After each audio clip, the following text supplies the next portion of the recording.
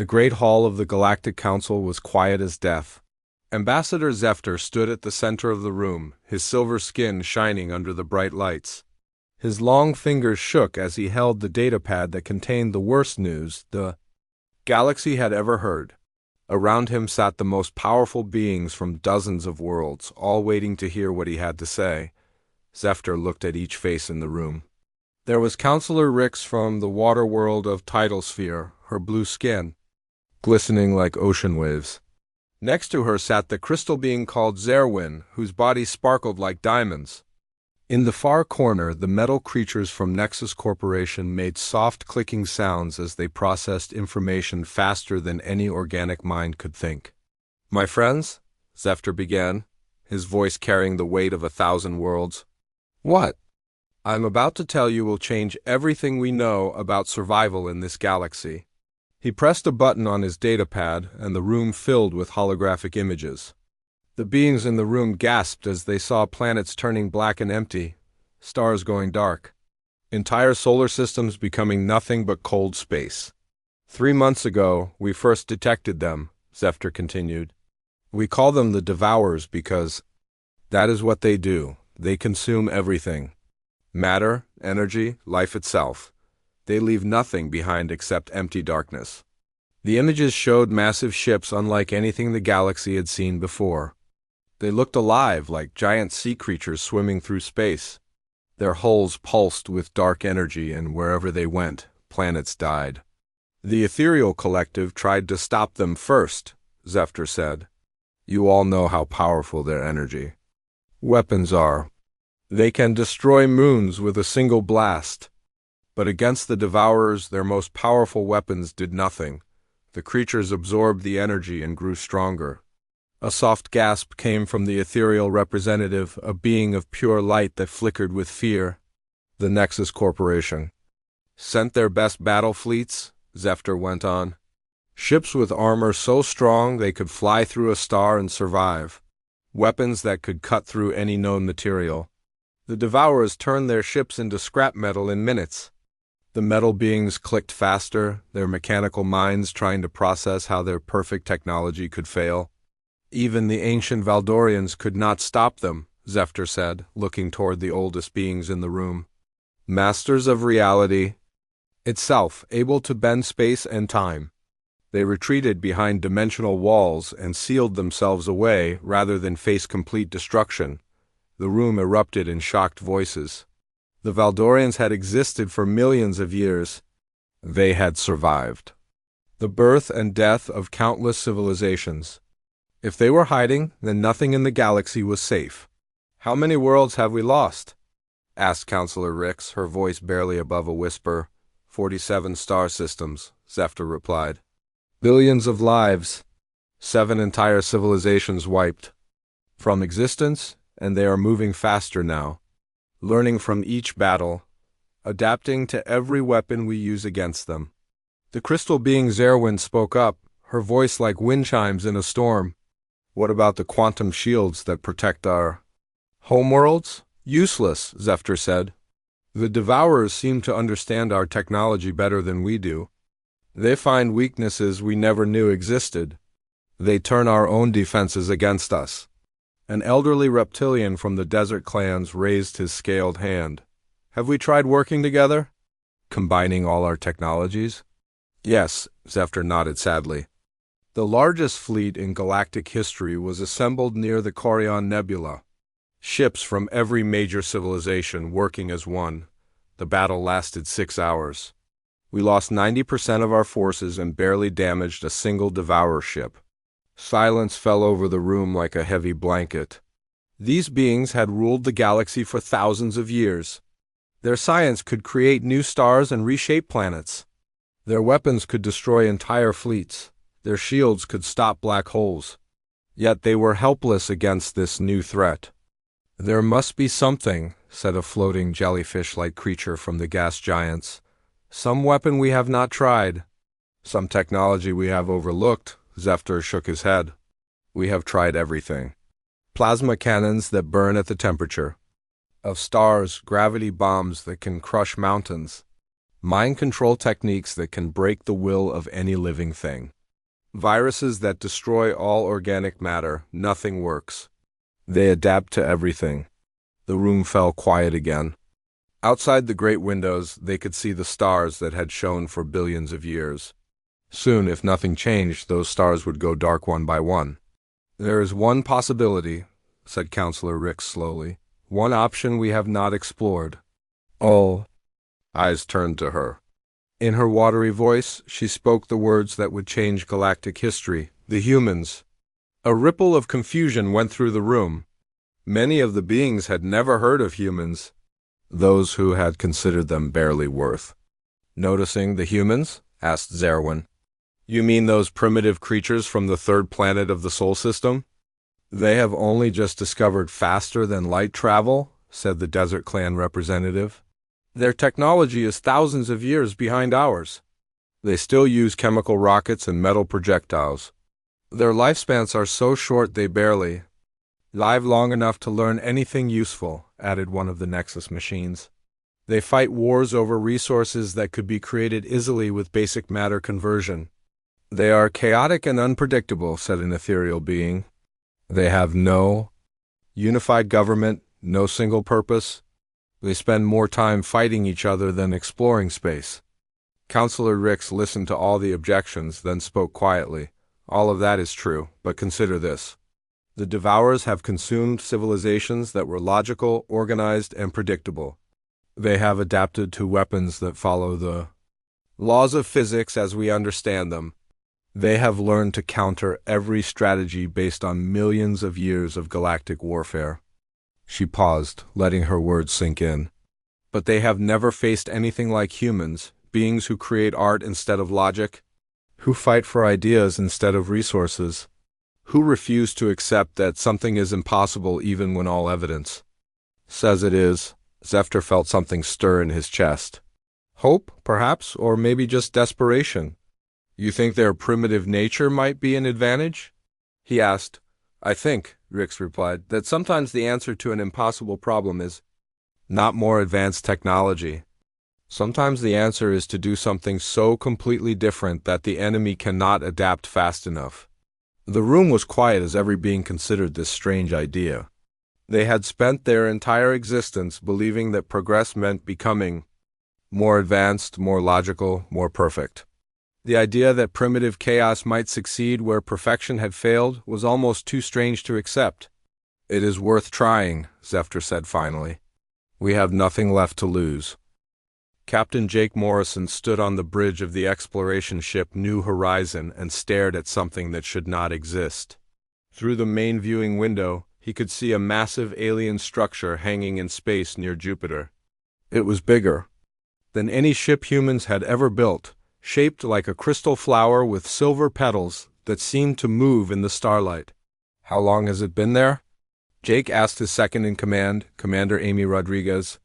"Sensors picked it up 20 minutes ago," Amy replied, checking her instruments. "It just appeared out of nowhere.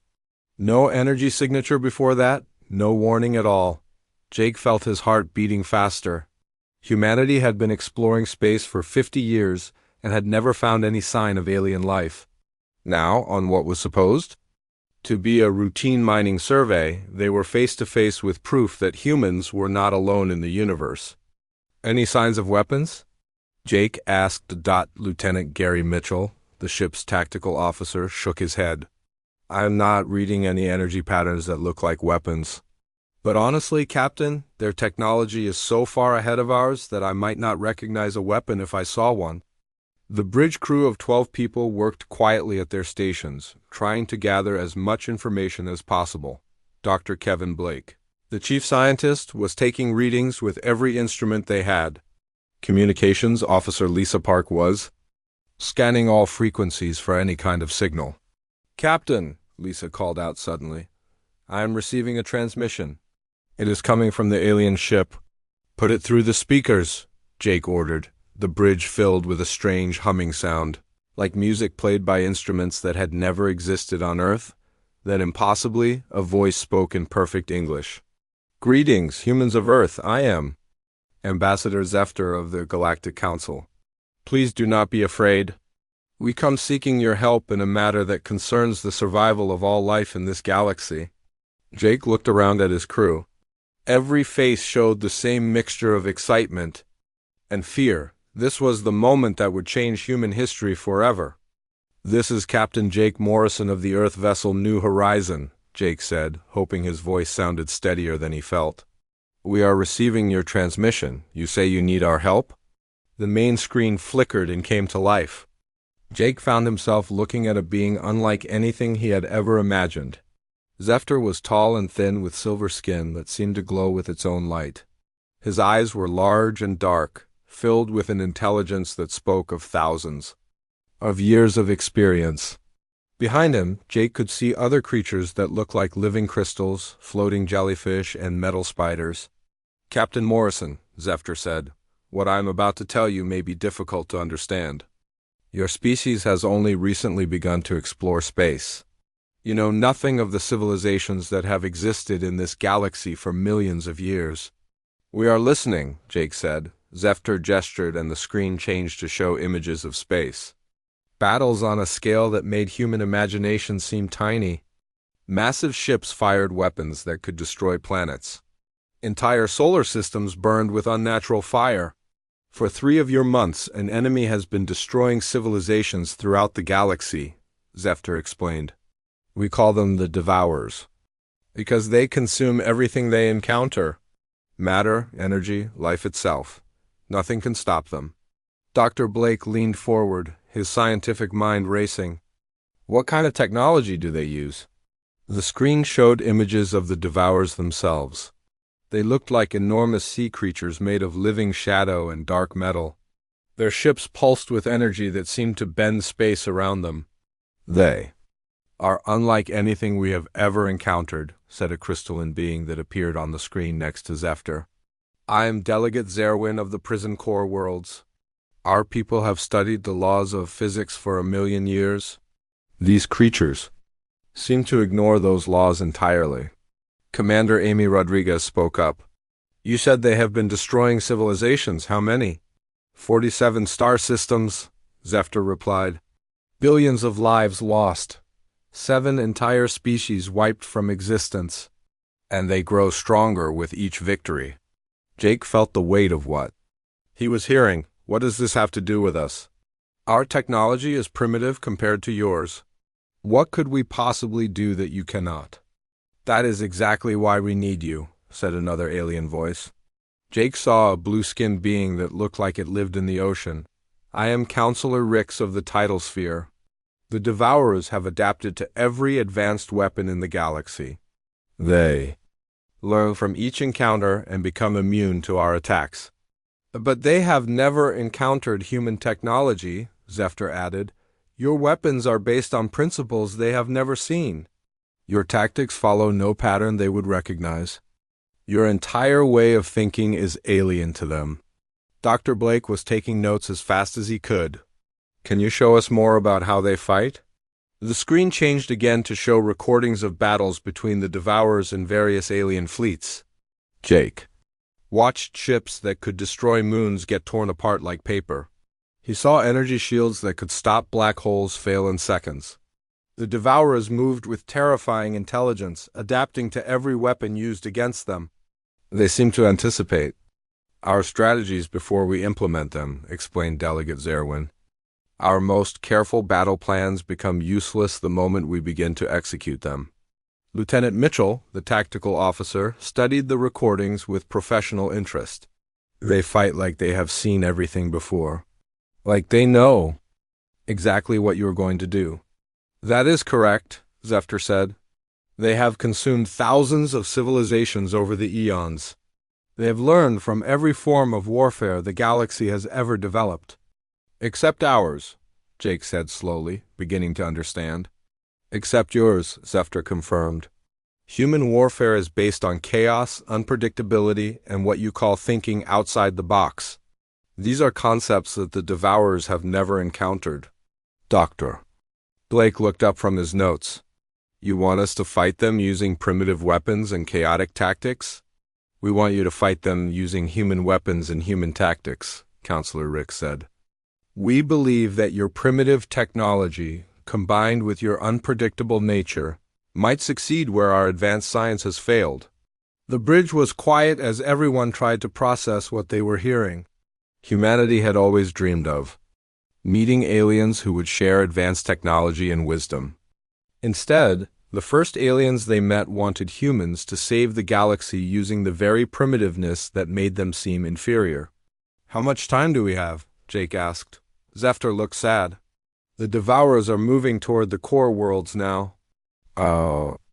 Best estimates suggest that all major civilizations will be consumed within 6 of your months unless something stops them.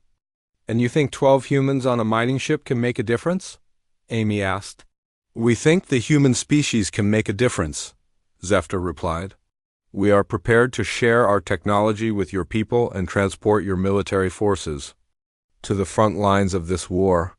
But the weapons and tactics must be yours." Jake looked around at his crew. These were good people, scientists and explorers who had signed up to study asteroids and map solar systems. Now they were being asked to help save the entire galaxy.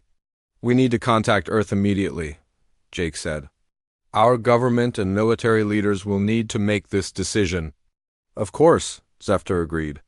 "But Captain Morrison, I must ask you to consider the urgency of our situation. Every day that passes, more worlds die. More lives are lost.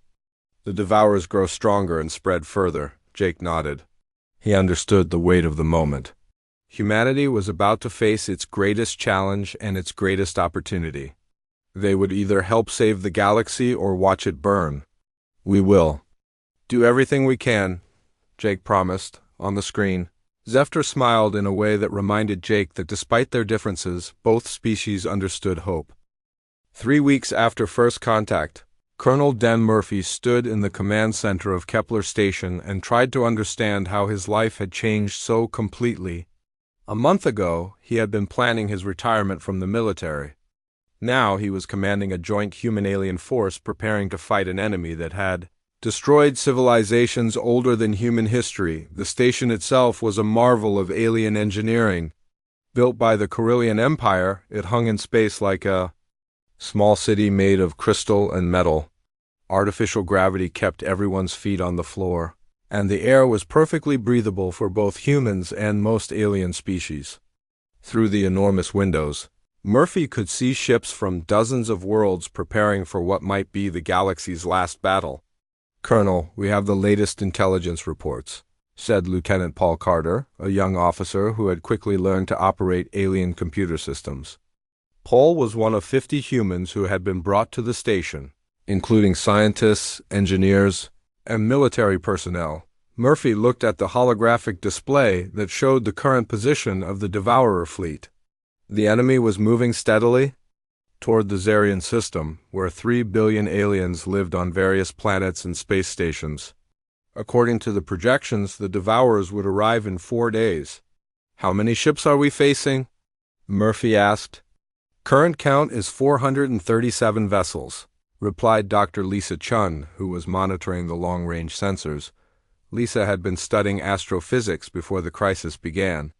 Now she was learning to track enemies that moved faster than light and consumed entire solar systems. Murphy shook his head. The largest fleet in Earth's history contained maybe 100 ships, and most of those were small patrol vessels. The enemy they were facing could destroy planets. "What about our own forces?" Murphy asked. Lieutenant Carter checked his displays. "We have 60 human ships, mostly destroyers and frigates that were retrofitted with alien technology, plus 200 alien vessels from various species. So we are outnumbered more than 2 to 1 by enemies that have already proven they can destroy fleets much larger than ours," Murphy said. "Anyone have some good news?" Engineer Sergeant Kate Williams looked up from the weapons she was modifying. Kate had been working with Carillion technicians to adapt human weapons for space combat.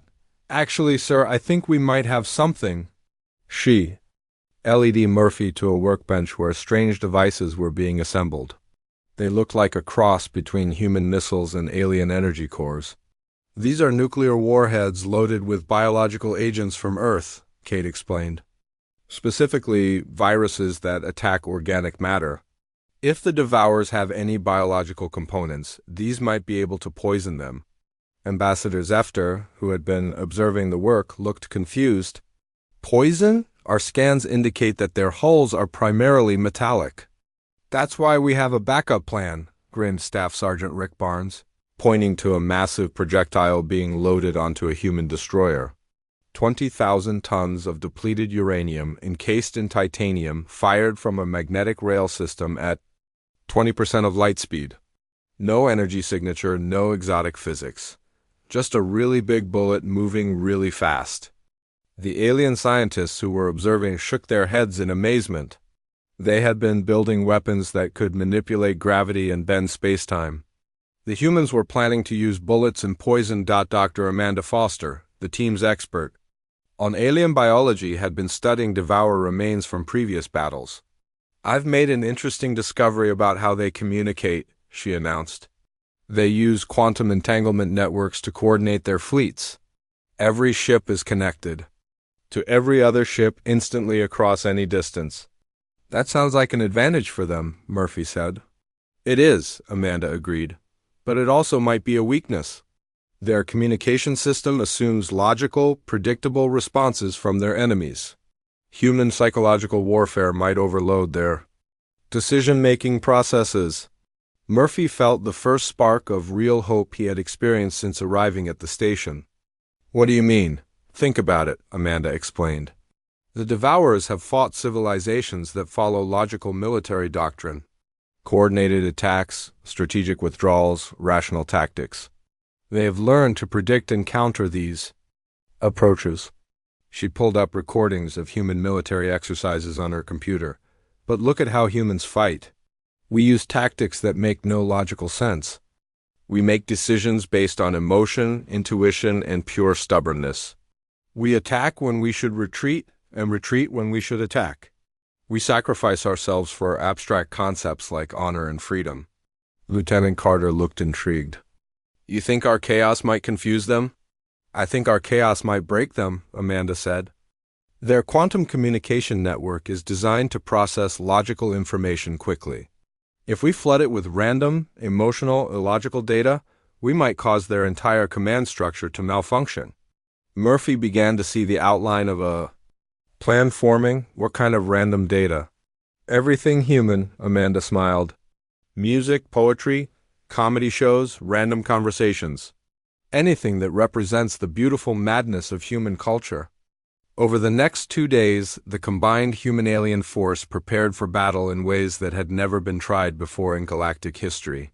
Human fighters were loaded with weapons that violated every principle of advanced warfare. Nuclear bombs sat next to biological agents. Kinetic projectiles were mounted next to systems designed to broadcast human entertainment. The alien members of the fleet watched in fascination as humans prepared for combat by listening to music, telling jokes, and writing letters to loved ones back on Earth. These rituals made no logical sense, but somehow they seemed to give the humans strength and purpose. I do not understand your species, Counselor Rick said to Murphy as they reviewed the final battle plans. You know you are going to fight an enemy that has destroyed civilizations far more powerful than yours. You know that many of you will die, yet you seem almost happy. Murphy thought about the question. We're not happy about dying. But humans have always believed that some things are worth dying for. Freedom, family, the right to exist. If these Devourers want to wipe out all life in the galaxy, then they're going to have to go through us first. Even though the odds are against you? Especially because the odds are against us, Murphy replied. Humans do our best work when everything seems hopeless. It brings out something in us that even we don't fully understand. As the Devourer fleet approached the Zarian system, Murphy stood on the bridge of the human command ship USS Defiance and looked out at the stars. Somewhere out there, billions of beings were counting on a species that had only learned to fly. Between stars 50 years ago, Captain Jake Morrison, who had been promoted to Admiral after first contact, joined Murphy at the observation window. Are you ready for this, Dan? Murphy checked his sidearm and smiled.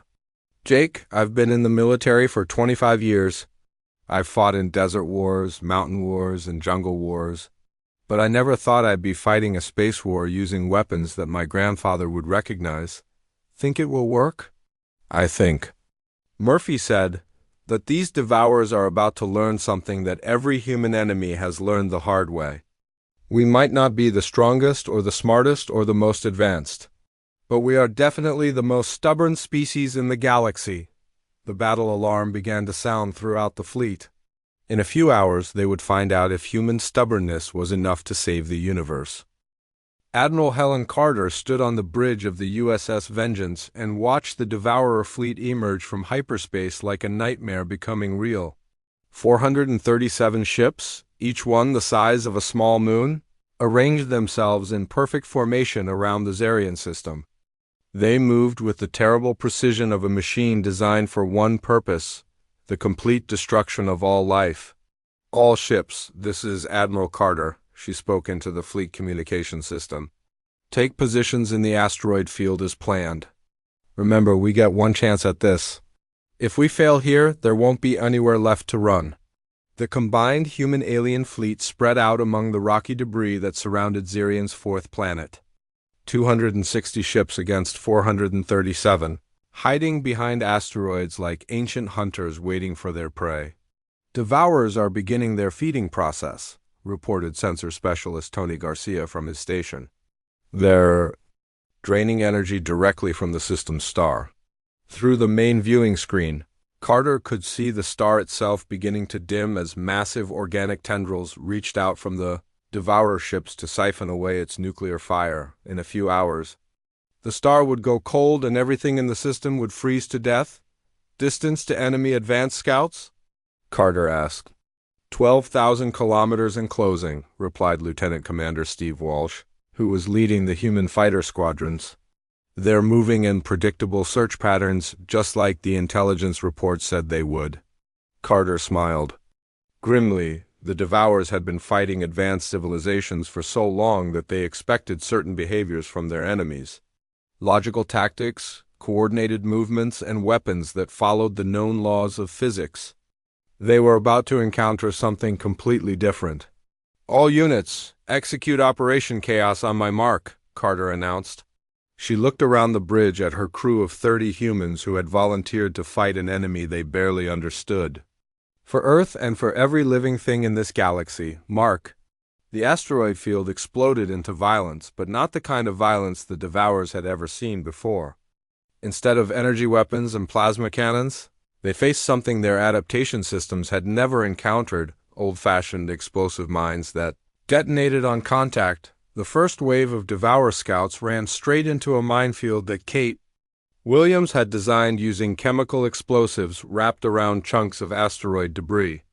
12 enemy ships took direct hits from weapons that created simple kinetic force and fragmentation damage. Direct hits confirmed, called out Dr. Lisa Chun from the science station. Enemy shields are not adapting to the explosions. They're taking real damage. Carter felt her heart leap. For the first time in the war, Devourer ships were actually being hurt by enemy weapons. The main enemy fleet paused, clearly confused by the primitive chemical explosions.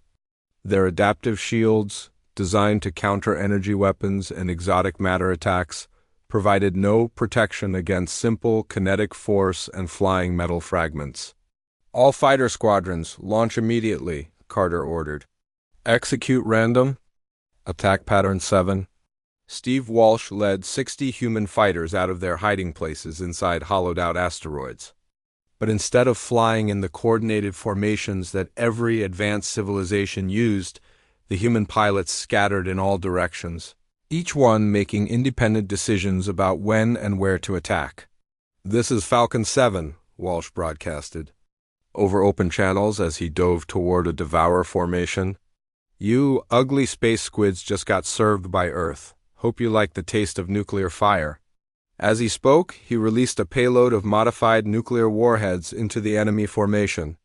The biological agents that Amanda Foster had added to the weapons worked better than anyone had hoped.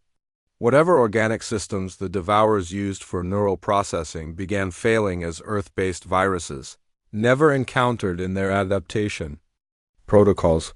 spread through their vessels. But the real surprise came when the human fighters began broadcasting on all frequencies at once. Instead of military communications, they filled space with human culture in all its chaotic glory. "This is Lightning 2, called out pilot Jenny Brooks as she fired kinetic projectiles at a Devourer destroyer. "Dedicating this kill to my daughter. Back on Earth, love you, sweetheart." From another fighter came the sound of heavy metal music mixed with tactical reports. "Bandit at 2 o'clock, engaging with depleted uranium rounds." "Rock and roll, baby." Pilot Carlos Martinez was singing an old Spanish folk song as he dodged Devourer plasma beams. "My grandmother used to sing this when I was scared. Figured you monsters might want to hear it before you die." The cacophony of human emotion, music, jokes, and random thoughts flooded the Devourer quantum communication network. Their ships, which had been moving with perfect coordination, began to hesitate and make mistakes. "Enemy formation is breaking apart," reported Tony Garcia with amazement in his voice. "They're not responding to each other properly. Something is interfering with their command structure." Colonel Dan Murphy, commanding ground-based operations from the surface of Zarian Prime, watched the battle through orbital telescopes and grinned fiercely.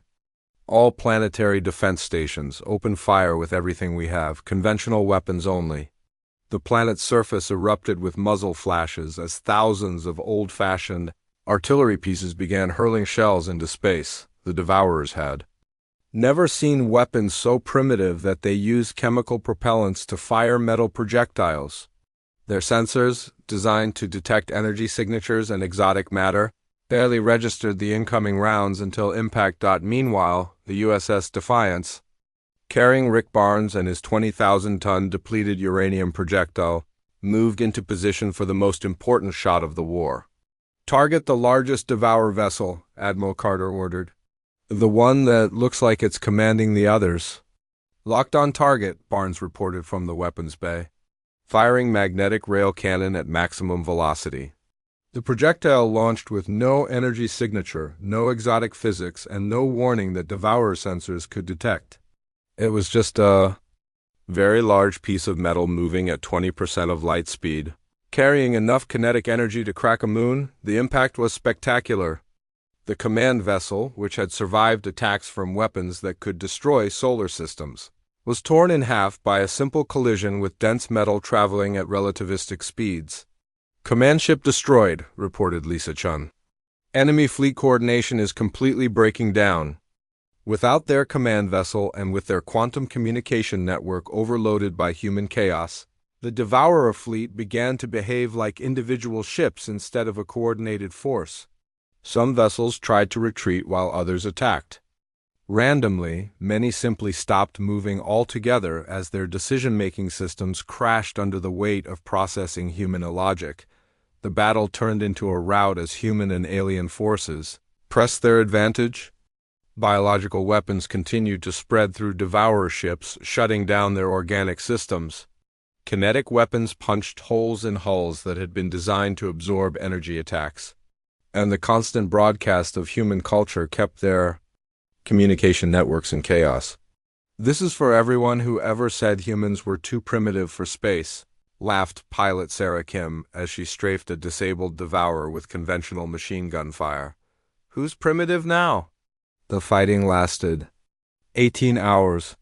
When it ended, the asteroid field was filled with the wreckage of Devourer ships and the cheers of victorious human pilots. "Final count," reported Tony Garcia. 231 enemy vessels destroyed or disabled. Remaining Devourers are retreating toward the galactic rim. Admiral Carter looked around her bridge at the crew that had just won the most important battle in galactic history. Human casualties: 12 fighters lost, 1 destroyer heavily damaged, Steve Walsh reported. "But we did it, Admiral. We actually did it." For the first time in 3 months, the Devourer fleet was in full retreat. The unstoppable force had finally met something it could not understand or adapt to: the beautiful, chaotic, stubborn nature of humanity. In the command center on Kepler Station, Ambassador Zefter stared at the battle reports in disbelief. Civilizations that had mastered the secrets of the universe had failed where humans, succeeded using weapons their ancestors would have recognized. How? He whispered to himself. How did they know? The answer, he was beginning to understand, was that humans had not known. They had simply done what humans always did when faced with impossible odds. They had refused to accept defeat and fought with everything they had. Logic be damned. 6 months after the Battle of Zarian, Admiral Jake Morrison stood in the great chamber of the Galactic Council and tried not to feel overwhelmed by the moment. The same room where Ambassador Zefter had once delivered news of impending doom now buzzed with celebration and hope. Representatives from hundreds of worlds had come to witness something that had never happened before in galactic history, the formal recognition of humanity as a major galactic power. The chamber looked different. Now, where once there had been empty seats belonging to civilizations destroyed by the Devourers, new delegates sat representing species that had been saved by human intervention. The Zarian survivors, the rescued colonies from the Outer Rim, and dozens of other groups who owed their lives to humanity's unconventional approach to warfare. Admiral Morrison, Zefter said as he approached the podium where Jake stood. The Corellian ambassador looked years younger than he had during the crisis, his silver skin bright with renewed hope. On behalf of the Galactic Council, I present you with the Star of Universal Service, the highest honor our civilization can bestow. Jake accepted the crystal medallion that seemed to contain an entire galaxy of swirling lights. Thank you, Ambassador. But this honor belongs to every human who fought in that battle, and to all the alien allies who stood with us. The chamber erupted in applause from beings who expressed approval in dozens of different ways. The crystalline prism core delegates chimed like bells, while the aquatic tidal sphere representatives created patterns of colored light in their water-filled observation tanks. Even the Mechanical Nexus Corporation units clicked in harmonious rhythms. Counselor Rix rose from her seat and spoke in her flowing water voice. Admiral, our long-range probes report that the Devour fleet has withdrawn completely to the galactic rim.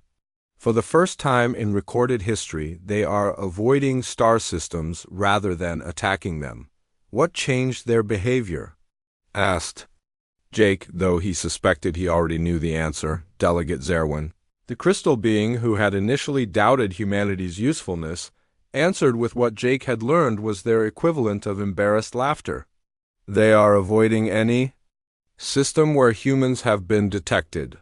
Our analysis suggests they cannot adapt to your species' unpredictable nature. Dr. Kevin Blake, who had been promoted to head the new Human Galactic Research Initiative, stepped forward with a data tablet. We have established research stations on 47 worlds now. Human scientists are working with alien researchers to develop new technologies that combine our chaos with your precision. Jake smiled as he looked around the chamber. The same beings who had once considered humans too primitive to notice were now eager to learn from Earth's chaotic approach to problem-solving. The results have been remarkable, continued Dr. Blake. Corellian engineers working with human mechanics have designed ships that can repair themselves using scrap metal and spare parts. Ethereal energy specialists learning from human electricians have created power systems that work even when half the components are broken. Commander Amy Rodriguez, now captain of the exploration vessel New Earth, added her own report. The joint patrol fleets are having incredible success. Alien precision, combined with human improvisation, is proving effective against threats we never could have handled separately. Ambassador Zefter gestured toward the viewing screens that showed the current state of the galaxy. Green lights marked safe systems, while red zones indicated areas still being cleared of Devourer influence. 90% of former Devourer territory has been liberated. The remaining ships appear to be in full retreat toward unknown space. What about future threats? Jake asked. This was the question that kept him awake at night. The Devourers had been the galaxy's greatest enemy, but they were not the only danger in a universe full of hostile civilizations. That is why we need the Alliance to continue, said Counselor Rix. Our long-range sensors have detected movement in the void between galaxies. Ancient signals that have been dormant for millions of years are becoming active again.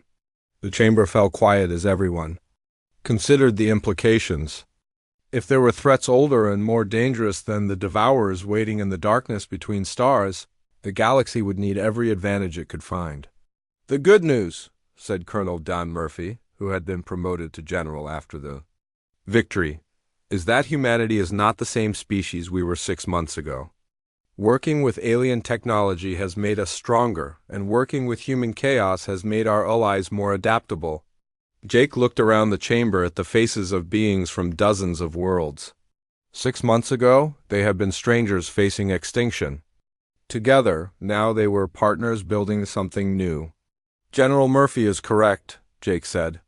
"But more importantly, we have learned that our differences make us stronger, not weaker.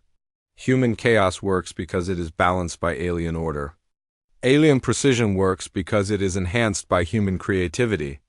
Staff Sergeant Kate Williams, now Chief Engineer of Defensive Systems, had brought examples of the new hybrid weapons being developed.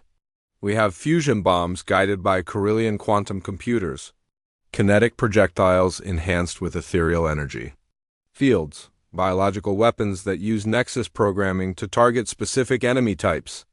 And we have learned to fight like humans," added Delegate Zerwin. "Our new battle doctrine includes deliberate chaos, emotional decision-making, and what you call gut instincts. It makes us unpredictable to enemies who expect logical responses." Dr. Amanda Foster, now Director of Xenobiological Research, presented her latest findings. "We have also discovered something interesting about the Devourers themselves. They were not evil in the way humans understand evil. They were a species that had become so perfectly logical that they lost the ability to understand any other way of thinking." "What does that mean for us?" Jake asked. "It means," Amanda explained, "that the galaxy needs both logic and chaos, order, and creativity, precision, and intuition. The Devourers failed because they became too perfect. We succeeded because we remained beautifully imperfect." As the formal ceremonies concluded, Jake found himself standing at the great observation windows looking out at the mixed fleet of human and alien vessels preparing for their next mission. Ships that had been built by civilizations thousands of years apart now worked together as naturally as fingers on a hand. Lieutenant Paul Carter, now captain of the science vessel Discovery, joined Jake at the window. "Hard to believe this all started with a mining survey near Jupiter. Everything important starts with someone looking for something ordinary and finding something extraordinary," Jake replied. "The question is what we do next. The scouts report that there are entire sectors of the galaxy that have never been explored," Paul said. "Civilizations that have been hiding from the Devourers for centuries are finally coming out of isolation. They want to meet the humans who saved everyone." Jake nodded. Humanity had found its place in the galaxy not as the most advanced species, or the most powerful, but as the most adaptable. They were the bridge between order and chaos, the element that made rigid systems flexible and chaotic systems functional. "Any word from Earth?" Jake asked. "Population is up to 12 billion now," Paul reported. "The new colonies are thriving, and the shipyards are producing vessels faster than we ever thought possible. Turns out that combining human industrial techniques with alien technology creates some impressive results." Through the observation windows, Jake could see construction ships building new space stations that would serve as bases for exploration missions. Each station was designed by both human and alien engineers, creating structures that were both practical and beautiful, logical and creative. "General Morrison," came a voice from behind them. Jake turned to see Ambassador Zefter approaching with what looked like urgency in his movements. "What is it, Ambassador?" "Long-range sensors have detected something in the Andromeda galaxy," Zefter said. "Energy signatures unlike anything we have seen before. The signals suggest a civilization that might be even more advanced than the Devourers." Jake felt the familiar mixture of excitement and worry that had become his constant. "Companions since first contact? Friendly or hostile?" "Unknown," Zefter replied. "But given our recent experiences, we believe it would be wise to send an exploration mission. A joint human-alien crew with both our technology and your adaptability." Jake looked out at the stars that had once seemed so distant and empty. Now he knew they were full of wonders and dangers that humanity was only beginning to understand. "When do we leave?" Jake asked. Zephyr smiled in the way that Jake had learned meant both hope and determination. "The new ship will be ready in 3 months. We are calling it the Unity, and it will be the first vessel designed from the beginning to be operated by both humans and aliens working together." As Jake stood there looking out at the infinite possibilities of space, he realized that humanity had achieved something remarkable. They had not conquered the galaxy or imposed their will on other species. Instead, they had taught the galaxy's greatest civilizations the most important lesson of all, that sometimes the best way to solve an impossible problem is to embrace the chaos and find beauty in the struggle. In the depths of space, ancient signals stirred and unknown civilizations prepared for contact. But for the first time in galactic